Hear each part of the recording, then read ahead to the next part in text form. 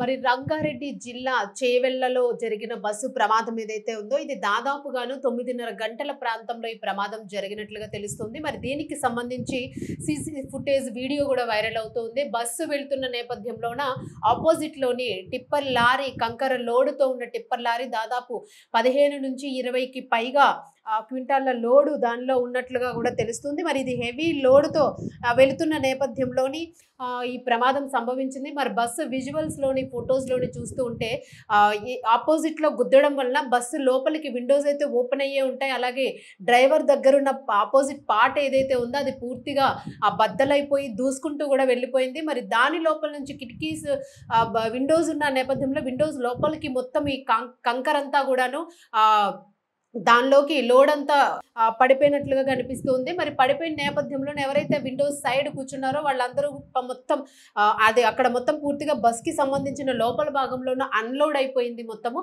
So ఆ బరువుకి అది ఒరిగిపోయి మొత్తం అందరూ కూడా దానిలో కూరుకుపోయిన పరిస్థితి అయితే కనిపించింది. మరి దీనికి సంబంధించి ఏదైనా కూడాను లారీ బస్సు ఢీకొట్టిన తర్వాత కంకర్ లోడ్ నేరుగా బస్సులోకి దూసుకు రావడం వల్ల ప్రయాణికులు అయితే తీవ్రంగా గాయపడి కొందరు అక్కడికక్కడే మరణించారు. మరి ఒక తల్లి చిన్నారిని ఇట్లా పొత్తిళ్లలో పట్టుకొని మృతి చెందిన ఘటన హృదయ విదారకంగా ఉంది. అలాగే ముగ్గురు అక్క చెల్లెళ్ళు అలాగే కాలేజ్ స్టూడెంట్స్ వెళుతున్న వాళ్ళు కూడా ముందు ఏదో ఫంక్షన్కి అటెండ్ అయ్యే వాళ్ళు తిరిగి కాలేజ్కి వెళ్తూ ఉన్నారు.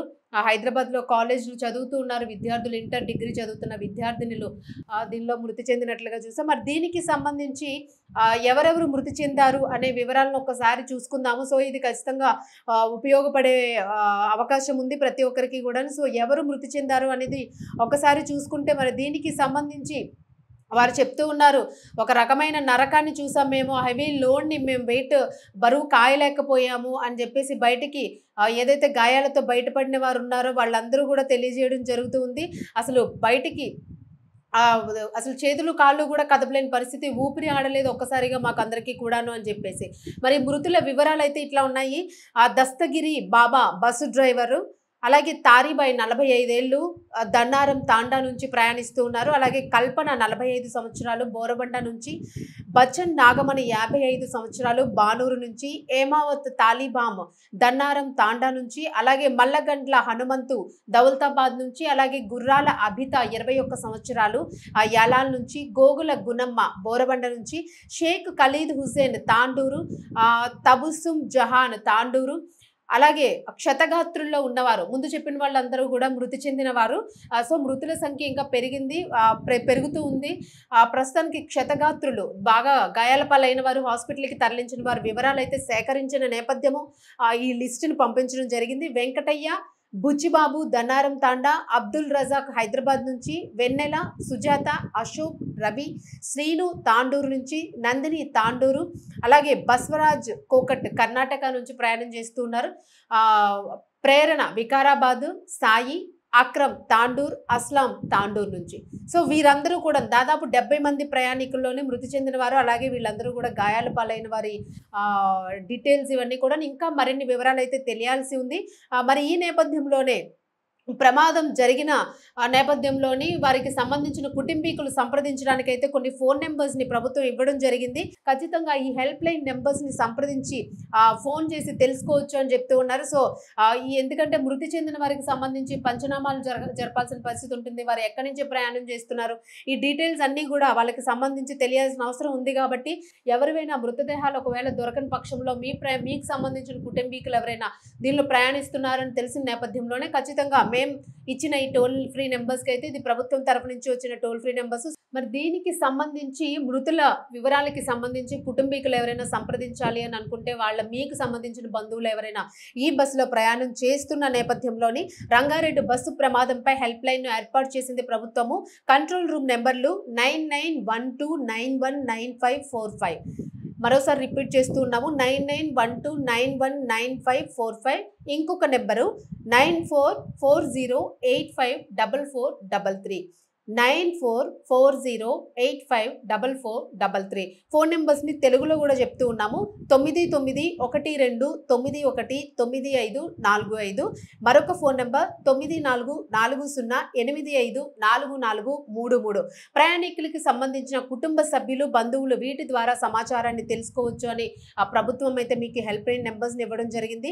చేవెళ్ల ప్రభుత్వ ఆసుపత్రిలో క్షతగాత్రులకి సంబంధించి ప్రతి ఒక్కరు కూడా పరామర్శిస్తూ ఉన్నారు. అలాగే వీరికి సంబంధించి మరణించిన వారికి, గాయపడిన వారికి కూడా కుటుంబానికి సంబంధించి ఎక్స్గ్రేషియాను కూడా ప్రభుత్వం ప్రకటించింది. దీనికి సంబంధించి ప్రధానమంత్రి నరేంద్ర మోదీ కూడా ఇమ్మీడియట్ గా స్పందించిన పరిస్థితి అయితే కనిపిస్తుంది. మరి మృతులకు 5 లక్షల రూపాయల ఎక్స్గ్రేషియా, అలాగే గాయపడిన వారికి 2 లక్షలు మరియు ఆర్టీసీ తరఫు నుంచి కూడా ఎక్స్గ్రేషియాను ప్రకటించనున్నట్లు ప్రభుత్వం అయితే వెల్లడించింది. మరి దీనికి సంబంధించిన ఎక్స్గ్రేషియా విషయాన్ని పక్కన పెడితే రోడ్ల పైన మొత్తంగా కూడాను ఈ ప్రాంతానికి చెందిన, చుట్టుపక్కల ప్రాంతాలకు చెందిన వారు, కుటుంబ సభ్యులందరూ కూడా పూర్తి స్థాయిలోనూ ధర్నా చేస్తున్న పరిస్థితి కనిపిస్తూ ఉంది. పెద్ద ఎత్తున ఆందోళన అయితే వ్యక్తం చేస్తూ ఉన్నారు. మరి ఇటువంటి యాక్సిడెంట్స్ కి నెత్తురోడుతున్న రోడ్డుగా ఇది ప్రాముఖ్యతను సంతరించుకుంటూ ఉంది. ప్రతిసారి కూడాను ఏదో ఒక యాక్సిడెంట్ జరుగుతూనే ఉంది. వందలాది మంది మరణిస్తూ, గాయాల పాలవుతూ వికలాంగులుగా కూడా మారుతూ ఉన్నారు. ఈ రోడ్డుకి సంబంధించి ఎన్నో ఏళ్లుగా మేము దీనికి సంబంధించిన అప్పీల్ పెట్టుకుంటూ ఉన్నాము.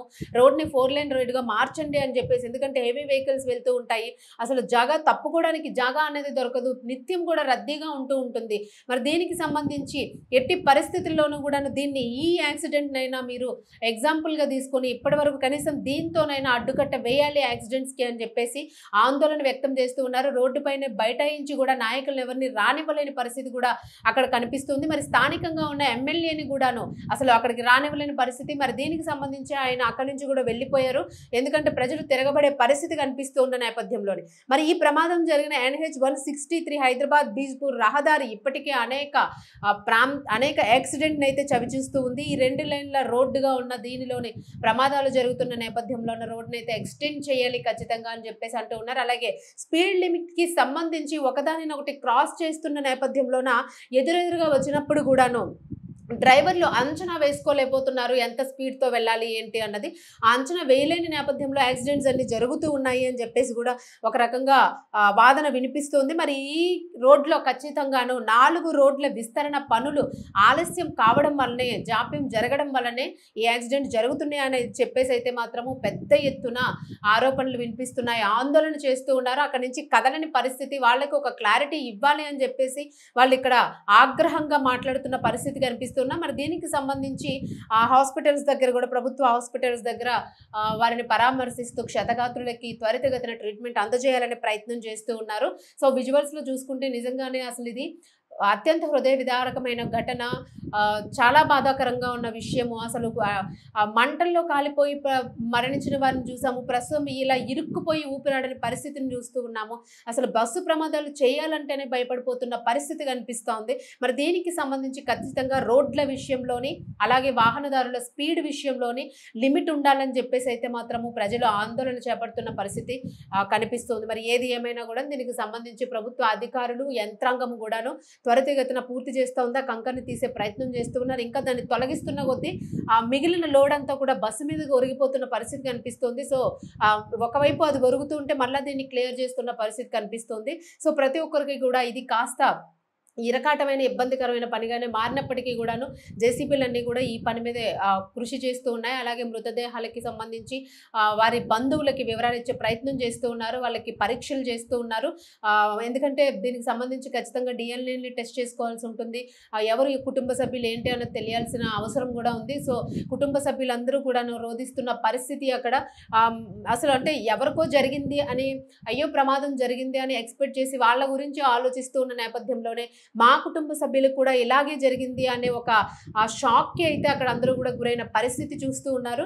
సో ఇంకా బస్సులకి సంబంధించి, వాహనాలకు సంబంధించి, ప్రయాణాలకి సంబంధించి ఇళ్లల్లో, అందరి ఇళ్లలో కూడా ఈ డిస్కషన్స్ ఇంకా కొనసాగుతూనే ఉన్న నేపథ్యంలో మరలా ఈ యాక్సిడెంట్ జరగడం అనేది మాత్రము తీవ్రంగా కలిచివేస్తుంది అందరు. నేను ఖచ్చితంగా ఈసారి మాత్రము ప్రభుత్వము నిర్లక్ష్యం వహించకుండా దీని మీద తగిన యాక్షన్ తీసుకొని ఈ రోడ్స్కి సంబంధించిన ఎక్కడెక్కడైతే ఏ ప్రాంతాల్లో అయితే యాక్సిడెంట్ ప్రోన్స్ జోన్స్ ఉన్నాయో, ఈ జోన్స్ అన్నింటినీ కూడాను ఖచ్చితంగా క్లియర్ చేసి వాటిని ఎక్స్టెండ్ చేసుకునే పరిస్థితి అయితే ఉంది అని చెప్పేసి వాటి మీద దృష్టి సారించాలి అని చెప్పేసి అయితే వీళ్ళు డిమాండ్ చేస్తున్న పరిస్థితి క్లియర్ కట్గా అక్కడ లైవ్లో వాళ్ళ ప్రజలు మాట్లాడుతున్న పరిస్థితి అయితే కనిపిస్తుంది. మరి మీకు సంబంధించిన కుటుంబ సభ్యులు ఎవరైనా దీనిలో ఉంటే ఖచ్చితంగా మీకు అందించిన టోల్ ఫ్రీ నెంబర్స్ని అయితే సంప్రదించండి.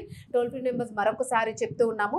9912919545 9912919545. ఇంకొక నెంబరు 9440854433 9440854433. సో మీకు తెలిసిన స్నేహితులు, మీ బంధువులు ఎవరైనా కూడా దీనిలో ప్రయాణిస్తూ ఉంటే ఖచ్చితంగా ఇన్ఫర్మేషన్ అయితే తెలియజేయండి. డీటెయిల్స్ కోసం ప్రభుత్వం అధికారులు కూడా కాస్త తంటాలు పడుతున్న పరిస్థితి. ఎందుకంటే త్వరితగతిన పని కూడా పూర్తవుతుంది. వాళ్ళకి వాళ్ళ బాడీని ఇన్ఫర్మేషన్ ఇచ్చి వాళ్ళ బాడీని అప్పచెప్పే ప్రయత్నం కూడా చేస్తారు. సో కాస్త ఈజీ అవ్వడానికి మీరు ఒకవేళ మీ కుటుంబ సభ్యులు ఇందులో ఉంటే ఖచ్చితంగా సంప్రదించి ఇన్ఫర్మేషన్ తెలియజేయగలరని చెప్పేసి ప్రభుత్వ అధికారులు కోరుతూ ఉన్నారు. మరి దీనికి సంబంధించి చర్యలు తీసుకుని వీటిని కంట్రోల్ చేసే బాధ్యత ప్రభుత్వం కాస్త త్వరితగతిన అప్రమత్తం కావాలని కూడా ఆశిస్తూ ఉన్నారు ప్రజలందరూ కూడా.